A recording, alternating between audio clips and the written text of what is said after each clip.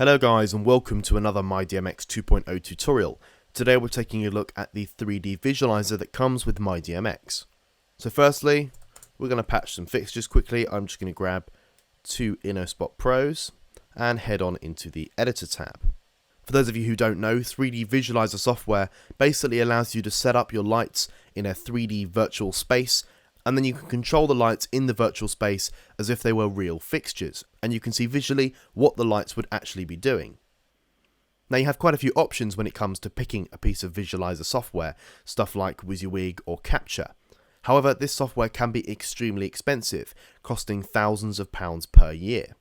So it's really nice to have a simple 3D visualizer built into MyDMX. So let's go ahead and open up the 3D visualizer. You can do this by clicking on the 3D icon in the menu here, and a separate piece of software will open. Now the visualizer is called EasyView 2, and it's currently in beta, so there are a few things that hopefully will be fixed in the future.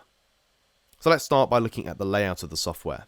On the left, you have your main 3D view, and you can use your mouse to click and drag to move yourself around the 3D space, and you can scroll with your scroll wheel to zoom in and out. Next to that, we have two additional views. You've got a top view and a front view. When moving objects around in 3D space, it's really important to have multiple views like this to see exactly how your fixtures are moving. On the far right hand side, we have different windows for controlling the settings of the lighting, the objects within our scene, and the properties for each object. So the first thing you're going to want to do when you open up the software is position your lights in 3D space. When you first open everything up, all your fixtures will be in one straight line across the venue. To move your lights around, you have several options. Firstly, you can click on a fixture to select it, and then click and drag to move it around in 3D space. However, when you're using this 3D view, it's sometimes quite difficult to see how you're moving your fixture. So you can also adjust the lighting fixtures from your top view and your front view to get a better idea of how the light is moving around in 3D space. So I'm going to position these lights on our imaginary truss. Space them out a little bit, and let's get the height exactly the same. So that's about level, but if you wanted to be really accurate, you can actually input different values for your positions.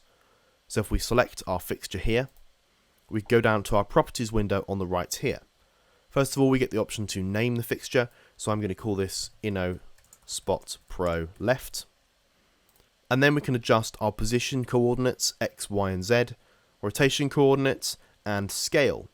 So I can go ahead using the up and down arrows, move the fixture around the 3D visualizer. I can even use these buttons here to go ahead and rotate the fixture and scale the fixture if necessary. So now I've got the lights where I want them, but they're kind of just floating in the middle of space. I want to hang them on a piece of truss. At the moment, the visualizer doesn't have any objects you can just drag and drop into your scene. However, you can import different 3D models. So if you do want to import 3D objects into your scene, you'll need to download 3D files from online. So I've downloaded a 3D model and I want to import it. I can go up to this option here, which opens up a new window, and I can select the object and hit open.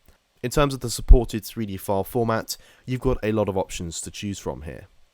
So here is a 3ds file. I'm going to click open, and then we get a window here to scale our object. Now I'm just going to leave this as default and press apply. And now you can see we've got a 3D model of a piece of truss in our venue. Now before we go any further, I want to talk about this window here. This is the scene window and shows all of the objects you have inside the visualizer. It's broken down into a simple folder system. Under stage, we've got fixtures, which then goes into moving heads, which then shows our two moving lights here. And then we have another folder here for 3D objects, which shows the different files I've imported. To delete an object, you can simply right click and select delete. If you're importing lots of different fixtures and lots of different objects, to stay organized, you can create your own folders. Right click and select add a group, and then you can drag your objects into these folders to stay organized. So let's go ahead and position our truss. I'm going to click and drag. If I go down to the properties here, I can go ahead and rotate the object and then position it where I want, so it looks like my fixtures are now hanging off our truss here. So the final thing to look at before we actually start programming our lights is the light beam settings here. So up in the top corner here we have our light beam settings, which gives us 3 sliders to control how the lighting works in the visualizer. You can control the ambient lighting. for how bright the venue is. You can show how bright the beams of the fixtures are and even turn the beams off completely. And then you have an option for range here, which basically allows you to say how far the beams of the fixtures actually will travel. I usually leave this at about half. So let's actually start programming our lights. Now, in an ideal world, I'd recommend having two different monitors. One screen with your 3D Visualiser on, and a second screen to have MyDMX open. However, if that's not possible, you do have an option here in the menu to make your life a bit easier. This option here is called Always on Top. When activated, it'll mean that your Easy View window will always stay above MyDMX. So if I move this window over to the side here, when I go ahead and click and start controlling lights in MyDMX, the visualizer is always going to stay on top. While we're looking at this menu here, we've got other options to create, open and save our 3D projects. You can also press this button here to make the 3D view go full screen, so while you're programming you don't have your screen space wasted by things you don't need. This option here will open up a settings dialog, which allows you to set the size of your venue here, so you can change the height of the venue and the dimensions of the space you're working with. As I said before, we've got that option to import our 3D objects. And finally, a simple help dialog, which shows that the EasyView software is still currently in beta, along with a list of a few features that will hopefully be coming soon. So that's enough talking, let's actually start controlling some lights. I'm going to go ahead and get into MyDMX here. So we have the scene builder open now, and I can select the fixtures and move them around in the 3D space to any position I like. We can go ahead and change the color, even add a gobo to the fixture. If you do have the actual image file for your gobo stored in the fixture profile, that image will show up in the visualizer. For the InnoSpot Pros here, it just says the gobo slot number. You can also do everything else like rotate with various speeds. And let's go ahead here and add a position effect. You may find a few little issues with the visualizer like the color here. However, do remember the software is still in beta.